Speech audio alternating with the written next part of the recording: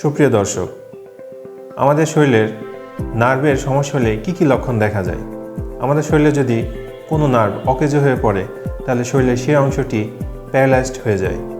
আমাদের শরীরে যদি নার্ভের সমস্যা হয় তাহলে হাত পা ঝিনঝিন করবে, অবশ অবশ মনে হবে, আবার হাত পা দুর্বল হয়ে যায়, অনেক সময় হাত পায়ে জ্বালাপোড়া করে, আবার শরীরের সমস্ত অংশই জ্বালাপোড়া করে।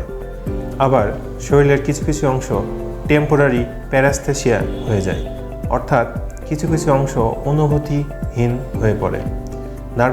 নার্ভের ইনজুরি হলে আমাদের ব্যথা এত তীব্র হয় যে মনে হচ্ছে কেউ সূচ দিয়ে খোঁচাচ্ছে, অথবা ইলেকট্রিক শকের মতো অনুভূতি হয়, যে সমস্যাটা আসলে ভাষায় প্রকাশ করা যায় না।